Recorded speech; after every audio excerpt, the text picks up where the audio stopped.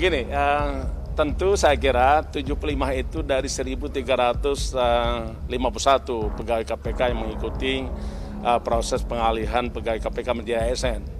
Secara statistik saya kira rekan-rekan sudah sangat paham 75 itu adalah 5,4% dari 1.351. Dan beberapa kali kesempatan saya sampaikan bahwa mekanisme kerja KPK itu tidak tergantung kepada orang per orang.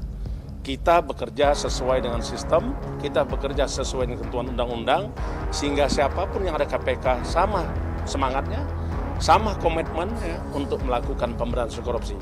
Dan sampai hari ini saya yakin kita masih punya semangat itu.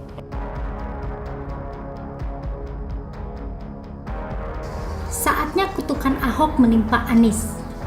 Ditulis oleh Niha Alif. Dilansir dari siwet.com.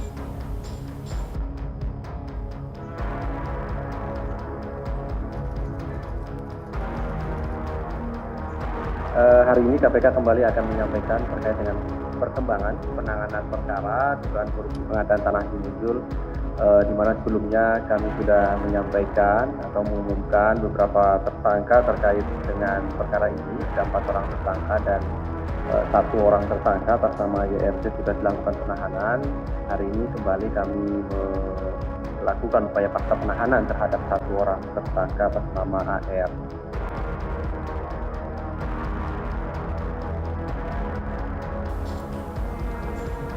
Tak bisa dipungkiri, semenjak Ahok dipenjara, telah banyak tokoh yang dulu menjerumuskannya kini menuai getahnya.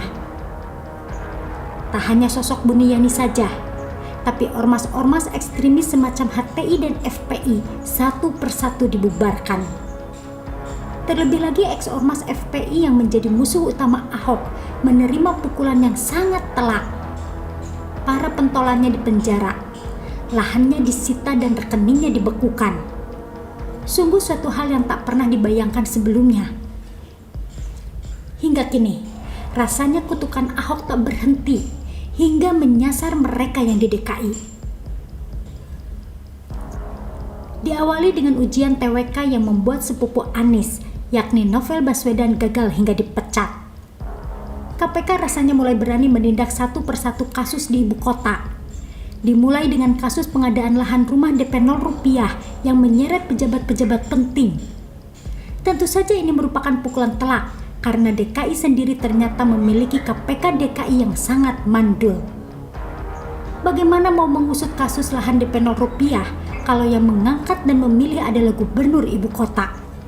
Beda dengan KPK sesungguhnya yang melalui seleksi ketat di DPR. Kita lihat nanti sejauh mana kasus di DKI terungkap. Apakah nama Anies masuk menjadi salah satu tersangka dari sekian kasus yang ada? Kalau diamati, rasanya mustahil kasus korupsi yang begitu besar tak menyentuh Anies sama sekali. Mulai dari membengkaknya anggaran DKI hingga pembelian lem Aibon saja menghabiskan 80 miliar lebih. Lalu ada anggaran fantastis lainnya untuk influencer, cat jalan untuk sepeda yang menghabiskan ratusan juta karena bahannya diimpor dari Jerman dan sebagainya. Belum lagi heboh dana Formula E yang menghabiskan triliunan, tapi tak jelas acaranya. Sampai program OKOC yang tak jalan dan juga naturalisasi yang tak ada hasilnya. Termasuk pengadaan sumur resapan yang jauh dari target.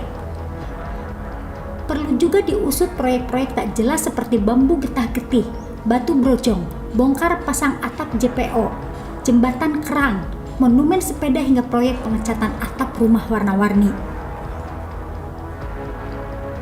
Terlalu janggal rasanya kalau Anies tak ikut terlibat bermain anggaran. Apalagi desas-desus yang menyatakan ia menerima rumah mewah dari salah satu pengembang. Dalam perjalanannya, Anies memang tak konsisten menolak reklamasi seperti yang ia janjikan dulu. Justru di eranya para pengembang reklamasi bebas mendapatkan izin tanpa harus memberi retribusi ke APBD. Sangat beda jauh dengan era Ahok yang jujur dan transparan. Kita harap KPK tanpa ada Novel lebih berani mengusut kasus korupsi berjamaah di ibu kota. Karena semua orang tahu betapa memuakannya Anies Baswedan. Saat pandemi corona, bukannya menggratiskan masker dan swab seperti Surabaya, justru harga jual masker di markup. Anies juga tanpa malu meminta bantuan pusat untuk bansos warga DKI. Padahal ia juga yang membuat PSBB terus-menerus di sana. Sebaliknya, jika ada demo di ibu kota yang menyudutkan pemerintah, Anies tampil terdepan untuk membantu para perusuh. Seakan urat malunya putus ketika minta dana bansos ke pusat.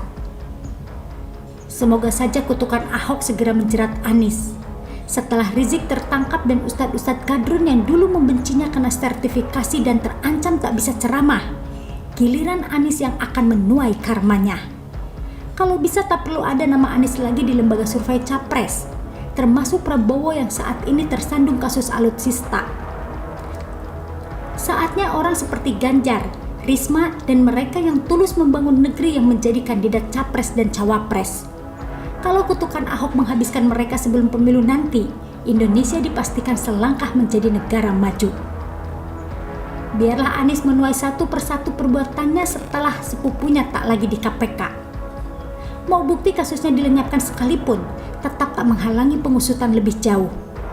Justru penangkapan Anies oleh KPK akan memulihkan marwah ketua KPK yang sering difitnah dan dihujat Novel. Bahwa justru dengan adanya Novel, maka korupsi besar yang dilakukan sepupunya tak terendus. Maka kalau tiba-tiba Anies tak lama lagi ditetapkan sebagai tersangka, ini jelas menguatkan dugaan adanya penutupan keterlibatannya oleh geng Novel.